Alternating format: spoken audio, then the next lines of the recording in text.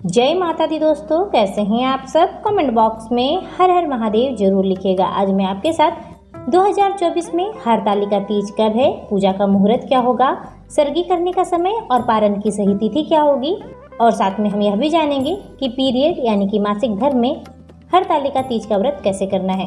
पंचांग के अनुसार भाद्रपद मास यानी कि भादो महीने के शुक्ल पक्ष की तृतीय तिथि को हरतालिका तीज के रूप में मनाया जाता है। इस दिन महिलाएं अपने अखंड सुहाग के लिए व्रत रखती हैं, तो कुंवारी कन्या मनचाहा वर प्राप्ति के लिए इस व्रत को धारण करती है।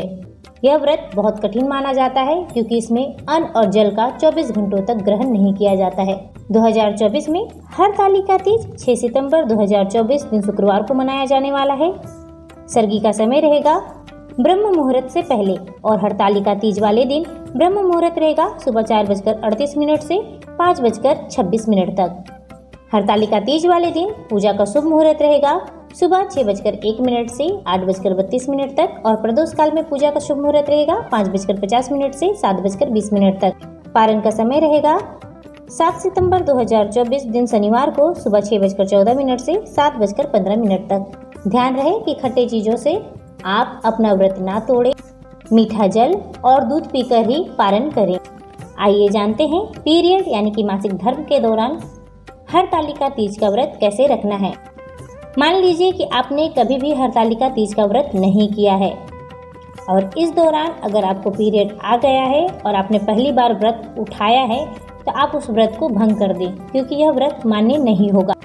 अगर आप वर्षों से हरतालिका तीज का व्रत करते आ रही हैं और आपने कभी भी इस व्रत को खंडित नहीं किया और व्रत से पहले ही आपको पीरियड आया हुआ है और आपको सिर्फ एक ही दिन हुआ है, तो इसमें क्या करना है। तो इसमें आप व्रत रख सकती हैं, बस पूजा नहीं कर सकती हैं।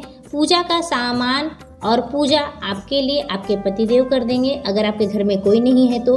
अगर वह भी संभव नहीं है तो जो अगल बगल की महिलाएं होती है वह आपके नाम से पूजा कर सकती हैं। अगर वह भी संभव नहीं है तो आप पूजा का सामान पंडित जी को दान में दे दें, वो आपके नाम से पूजा अर्चना करवा सकते हैं। अब जानते हैं कि पूजा के दौरान आपको पीरियड आया है तो क्या करना चाहिए।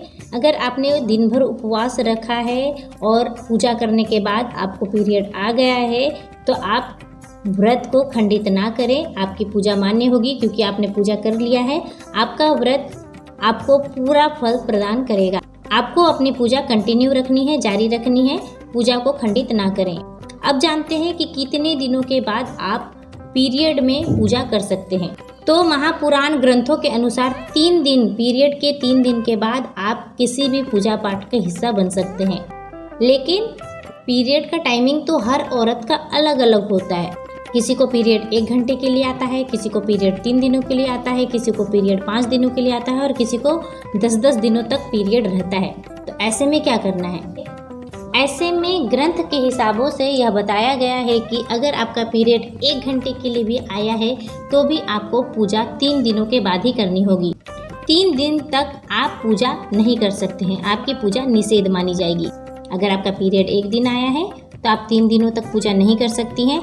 लेकिन अगर आपका पीरियड 3 दिनों से ज़्यादा का है तो जब तक वाइट डिस्चार्ज ना हो आप हरतालिका तीज का व्रत नहीं कर सकती हैं।